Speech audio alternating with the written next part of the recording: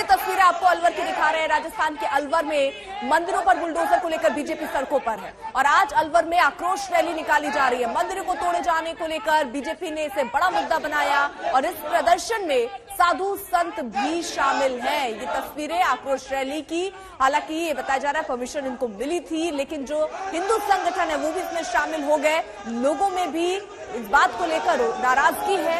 आपको बता दें कुछ घर दुकानें भी अतिक्रमण के तहत हटाई गई थी, लेकिन उसके बाद जब मंदिरों को तोड़ा गया, जिसमें बताया गया एक मंदिर 300 साल पुराना था, उसके बाद से जन भावनाएं और भड़की। लोग इस बात से नाराज हुए।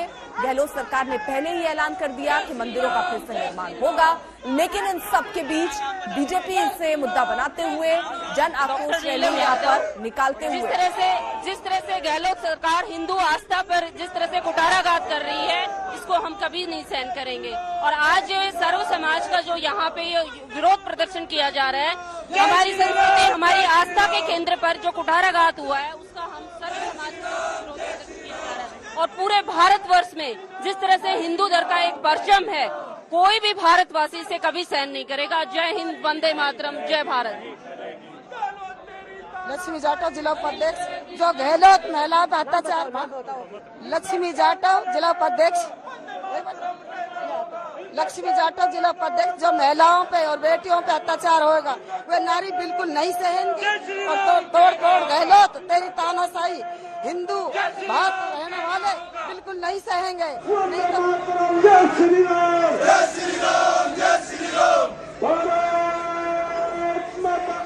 सड़कों पर जय श्री राम के नारे गूंजते हुए, भारत माता के जय के नारे गूंजते हुए इस वक्त आप देख रहे सकरी गलियां, जहां से ये आक्रोश रैली निकाली जा रही है। बीजेपी के कार्यकर्ता इसमें शामिल हैं, साथ ही साथ हिंदू संगठन भी इसमें कई शामिल हैं, साधु संत भी इसमें शामिल हैं। तो जो मंदिरों पर बुलडोजर चला, उसको लेकर सरकार के खिलाफ नाराजगी जताते हुए अब ये कार्यकर्ता, साधु समाज के लोग सड़कों पर उतरे हैं, अपना विरोध प्रदर्शन जता रहे हैं। लेकिन गहलोत सरकार ने सारा आरोप बीजेपी पर ही मढ़ दिया था। नहीं सहेगा हिंदुस्तान। भारत माता की जय, भारत माता की जय, भारत माता की जय, वंदे मातरम, जय श्री राम, जय श्री राम, जय श्री राम, वंदे मातरम, जय श्री राम, जय श्री राम, जय श्री राम, वंदे मातरम, जय श्री राम, जय श्री राम, जय श्री राम। भारत माता की जय, भारत माता की जय। शरद कुमार मेरे सहयोगी से तमाम जानकारी के साथ जुड़ गए हैं। शरद, देखिए ये इतना बड़े स्तर पर ये रैली निकाली जाएगी प्रशासन के खिलाफ, सरकार के खिलाफ, इसके मद्देनजर क्या सुरक्षा के इंतजाम किए गए हैं? देखिए बेटा, ये जहाँ घटना हुई है वहाँ पर ये रैली नहीं निकाली जा रही है, जिला मुख्यालय पर निकाली जा रही है। तो वहाँ पर फिलहाल जो राजगढ़ है जहाँ पर ये घटना हुई थी, वहाँ पर फिलहाल शांति का माहौल है। ये जिला मुख्यालय पर अलवर में निकाली जा रही है और वहाँ पर कोई ऐसा अनटुवर्ड इंसिडेंट की अंदेशा नहीं, इसलिए कोई सुरक्षा की ऐसी कोई व्यवस्था नहीं है। पुलिस साथ में चल रही है और इजाजत लेकर रैली निकाली जा रही है। और विश्व हिंदू परिषद और बीजेपी वहाँ पर ये दिखाने की कोशिश कर रही है कि गहलोत सरकार में मंदिर तोड़े गए, क्योंकि वहाँ मामला कांग्रेस बनाम बीजेपी का हो गया है। क्योंकि बीजेपी के जो बोर्ड के जिला अध्यक्ष को बर्खास्त कर दिया है कांग्रेस ने, ये आरोप लगाते हुए कि उसने मंदिर तोड़ा था। अब बीजेपी और वीएसपी कोशिश कर रही है दिखाने की कि नहीं, गहलोत सरकार में मंदिर टूटा है। तो कुल मिलाकर ये कांग्रेस और बीजेपी दोनों तरफ से वन अपमैनशिप का खेल है कि किसको ज्यादा दोषी ठहराया जाए। इसे लेकर वहां पर विश्व हिंदू परिषद ने आयोजन किया है मंदिर तोड़े जाने को लेकर। ये लंबे समय से चर्चा चल रही थी कि आखिर 18 तारीख की घटना है और करीब 10 दिन होने को आए, कोई भी हिंदू संगठन की तरफ से वहां पर विरोध प्रदर्शन क्यों नहीं हो रहा है।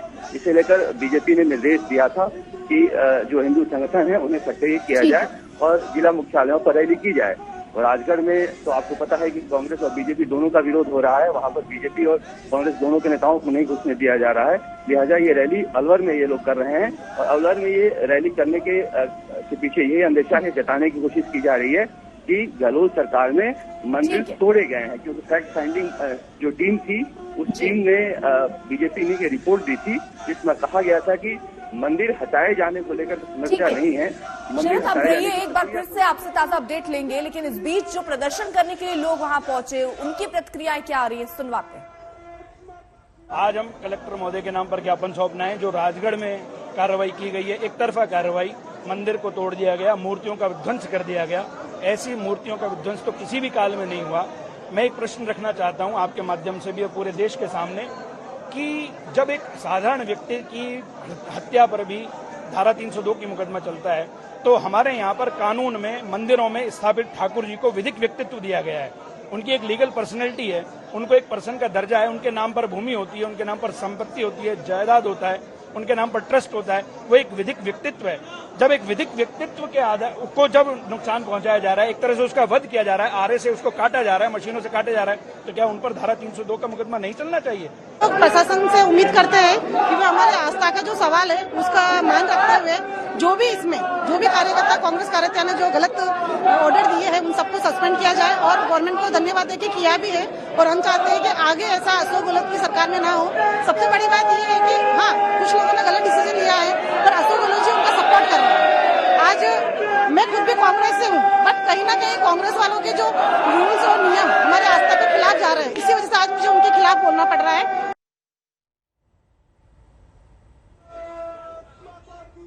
इसके प्रति बहुत जबरदस्त आक्रोश है कि मंदिर तोड़ दिए गए 300 साल पुराने, और हिंदू ये बिल्कुल सहन नहीं करेगा। गहलोत सरकार की बिल्कुल ये अत्याचारी नीति है और एडीएम फर्स्ट ने माना है कि ये जो मंदिर टूटे गलत टूटे और उनको उसी जगह पर पुनः स्थापना किया जाएगा और मंत्रोच्चार के द्वारा किया जाएगा। 17 अप्रैल की कार्रवाई को लेकर 10 दिन बाद इस तरह की आक्रोश रैली अलवर में निकाली जा रही है, जिसमें कहा जा रहा है कि हिंदू आस्था का अपमान हुआ है, इसलिए नहीं सहेगा हिंदुस्तान। ऐसे नारे लगाए जा रहे हैं। जय श्री राम के नारे भी आपको सुनाई दे रहे होंगे। साधु संत भी इस रैली में शामिल हुए हैं। प्रशासन से इस रैली की इजाजत ली गई है। मंदिर जिस तरीके से तोड़े गए थे आप तस्वीरों में देख सकते हैं। उसके बाद 3 अफसरों पर कार्रवाई भी की गई थी। हालांकि जो मंदिर तोड़ने की कार्रवाई थी वो नगर पालिका ने इसे अंजाम दिया था, लेकिन अब जवाब सरकार को देना है, क्योंकि लगातार गहलोत सरकार पर उंगली उठ रही है कि जानबूझकर 300 साल पुराने ये मंदिर तोड़े गए। 86 लोगों के घर ऐसे थे जिन पर बुलडोजर चला और इस मंदिर पर बुलडोजर चलने को लेकर अब आक्रोश बढ़ता जा रहा है।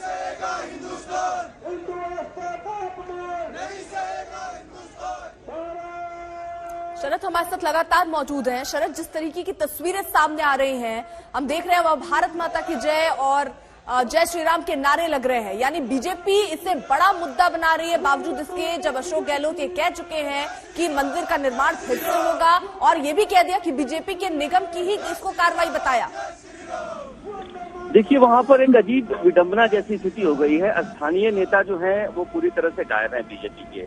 वो स्थानीय नेता कोई भी सामने नहीं आ रहा है और बीजेपी के जो नेता यहाँ जयपुर से गए थे वो फैक्ट फाइंडिंग लेकर आ गए। अब इन्होंने बीजेपी ने स्ट्रेटेजी बदली है और बीएसपी और बजरंग दल वालों को आगे किया है इस प्रदर्शन को लेकर, क्योंकि देखिए इसमें दोनों तरफ के आरोप लगे हैं। फैक्ट फाइंडिंग जो टीम थी और जो साधु संत कह रहे हैं, बीजेपी ने थोड़ी सी स्ट्रेटेजी बदली है और कहा है कि मंदिर भले ही हटाया जा सकता था, लेकिन उसके हटाए जाने का तरीका जो होता है उसको फॉलो नहीं किया गया है। मूर्तियों को काटा गया है, मूर्तियों को वहां से तोड़ा गया है। तो इस तरह के आरोप पर गहलोत सरकार को वो घेरना चाहते हैं। और अलवर शुरू से आपको पता है कि अलवर जो सबसे ज्यादा सांप्रदायिक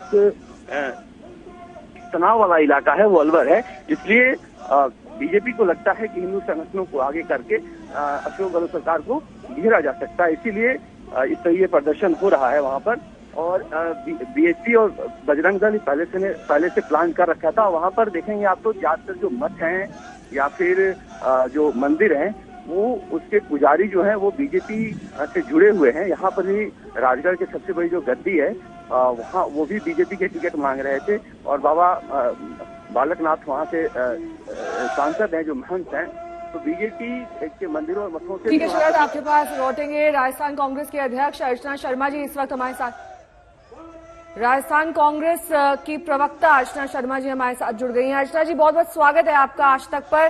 सबसे पहले तो यही जानना चाहेंगे, जिस तरीके की आक्रोश रैली आज निकाली जा रही है, लगातार आपकी सरकार पर आरोप लग रहे हैं कि ये एक सोचे समझे इंटेंशन के साथ किया गया, मंदिरों को ढाना सही नहीं था और सिर्फ अफसरों पर कार्रवाई करना भी काफी नहीं है। अर्चना जी, देखिए, आक्रोश रैली नहीं है, ये खींच मिटाओ रैली है, बौखलाहट वाली रैली है, क्योंकि जिस उद्देश्य को लेकर के इन्होंने पोलराइजेशन करने का एक मकसद था इनका, उसमें विफल हो गए, इनका पर्दाफाश हो गया। इन्हीं के बोर्ड ने उसको रेकमेंड किया था कि वो डेमोलिशन ड्राइव चलाया जाना चाहिए।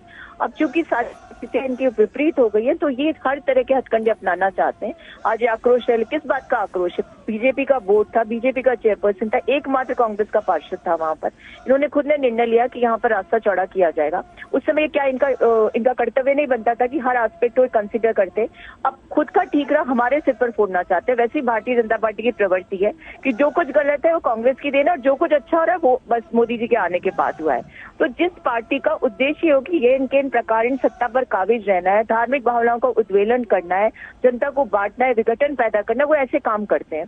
हम सिर्फ इतना कहना चाहते हैं कि जब हमारे संज्ञान में घटनाक्रम आया, हमने तुरंत कार्रवाई की, जो लोग जिम्मेदार थे उनके खिलाफ। उसके बाद ये भी सुनिश्चित किया गया कि मंदिर का निर्माण करवाएंगे। और क्या चाहते हैं ये लोग? इनका उद्देश्य सफल नहीं हो रहा, इससे इस तरह के हथकंडे अपना रहे हैं। मैं सिर्फ इतना कहना चाहती हूं, उनका पुनर्निर्वास कैसे होगा अर्चना जी? जिन लोगों के मकान डाल दिए गए तो उसके लिए तो म्युनिसिपल काउंसिल जो है उसकी जिम्मेदारी है, वो उनके ऊपर इस जिम्मेदारी सुनिश्चित करेंगे। और यदि गलत हुआ है तो उनके लिए भी पुनर्स्थापना की कार्रवाई। मुआवजे के लिए क्या सोचा है आपकी सरकार ने? मुआवजा कैसे दिया जाएगा? वो सब आपको बता देंगे, वो एक दिन का निर्णय नहीं होता। पहले तो जांच चल रही है, जिम्मेदारों के खिलाफ कार्रवाई हो रही है। और क्योंकि ये लोग खुद ही अर्चना जी हमारे साथ जुड़ने के लिए, और इस पूरे प्रदर्शन में जो लोग शामिल हो रहे हैं, प्रदर्शनकारियों का क्या कुछ कहना है, क्या प्रतिक्रिया है, सुनिए।